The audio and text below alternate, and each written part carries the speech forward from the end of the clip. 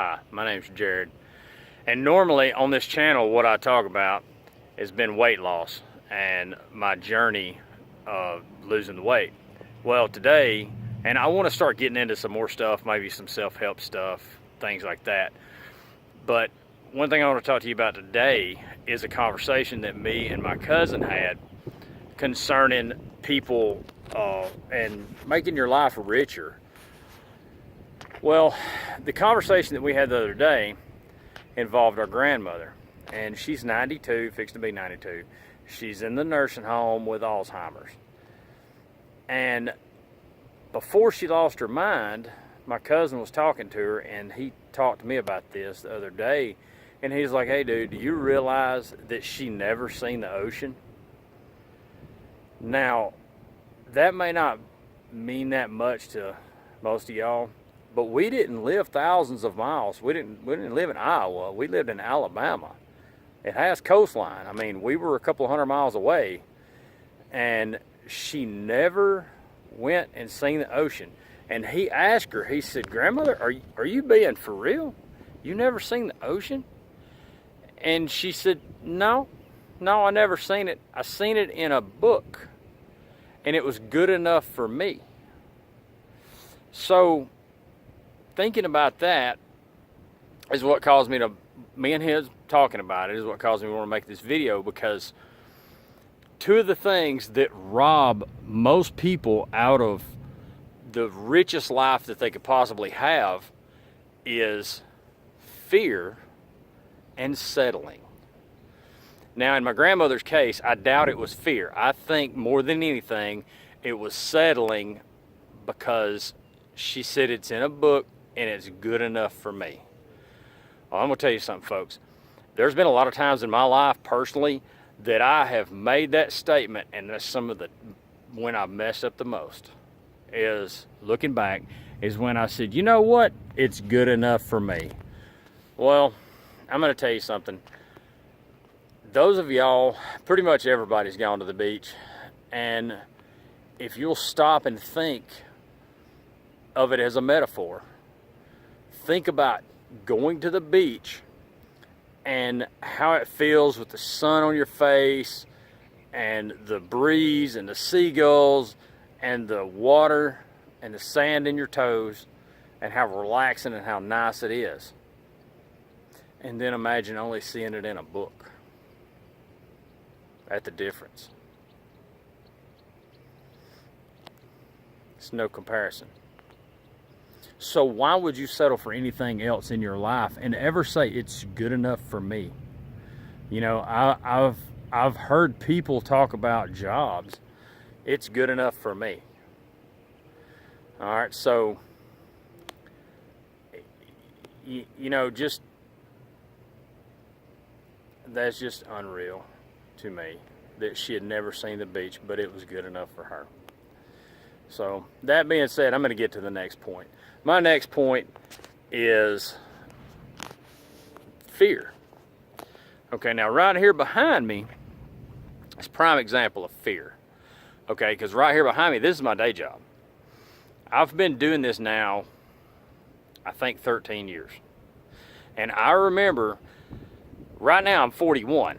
I've had my CDLs for 20 years because I got them right after I turned 21. You could legally get them in Alabama right after you turn 21. Me and my brother had our own backhoe business, and I needed the CDLs to be able to pull the backhoe around.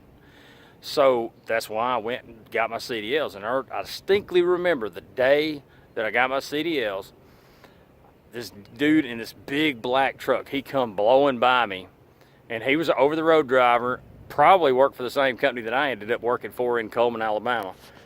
But he come by me, and I remember thinking, damn, man, those guys, they live on the road. There is no way in hell I'm ever going to do that. Yeah, well, never say never, because life has a funny way, and when you have a family to support, you'll do a lot. So I had to suck it up and put my big boy britches on and get in a big truck and support my family, because I had those CDLs. And I remember the first trip that I ever made, it was going out to Fontana, California. I was a farm kid from North Alabama. And I had took trips to Florida. I took trips to Georgia, a couple out to Texas. My aunt lived in Dallas. And I had been around and done. I took a trip to Canada one time, but I had never struck out on my own and had to do anything like that, to find my way out there and find my way back. And I never realized how big the United States was, because I had never driven like that. I had flown when I went out far, but I had never driven that far. And certainly never slept in a big truck at a truck stop or none of that. So, but I'm going to tell you, I conquered fear, because it scared me to death. And I'm going to tell you something. There was times that it was snowing and that truck I plowed through snow with that truck. And I'm telling you, there is nothing like going through some of those places that's out in the middle of bumfuck nowhere, and knowing that the only thing keeping you from freezing your butt to death is that motor running. And I'm going to tell you, you ain't known fear until you realize that. And you're out in the middle of nowhere. There's nobody around for miles and miles and miles. So, getting back, fear, there's a life coach. He's really good. You can look him up. He's on YouTube. His name's Corey Wayne. I've listened to him. He always says, fear is false evidence appearing real. And at first I thought it was bullshit, but I'm going to tell you what, the more I think about it, the man's got a point. Because all those times I could have gotten messed up, but I didn't. And truth be known, there's a lot of things that could happen in your life, but your imagination probably is a lot better than what is really going to happen. And even getting back to the roots of this channel as far as fear. You know, my dad, he died in 2012. At the end, well, no, not the end of 2012, it's close to my birthday. But then in 2014, the weight loss journey started in 2013, because I went to my doctor and he had a conversation with me, and it scared me to death. And I realized that something had to be done. I had to either get busy living or get busy dying. And I didn't want to die, because I had some kids, and I at the time I was married, and I didn't want to die. So back in 2014, I had to go through that surgery. Now, we're not even 2 years out from when my dad died in surgery. Now, it was a totally unrelated thing, but it was still surgery. He was not supposed to die. He was supposed to be home 2 days later. And instead, we were at the funeral home making arrangements 2 days later. So that was a very gripping, overwhelming fear that I had. And I'm going to tell you what, I'm so glad that I conquered fear that day and I went ahead with that surgery, because I decided it was the single best decision I ever made, was having that surgery. And I decided that, you know, if I died on the operating table, it was better than, at least I tried. At least I tried. And I would know, and I wouldn't live with that regret backing out, because I dang sure started to. And I'm going to tell you something, that whole deal, it was not fun. But if I had to do it over again, I'd do it in a heartbeat. I'd do it if it was 4 times worse.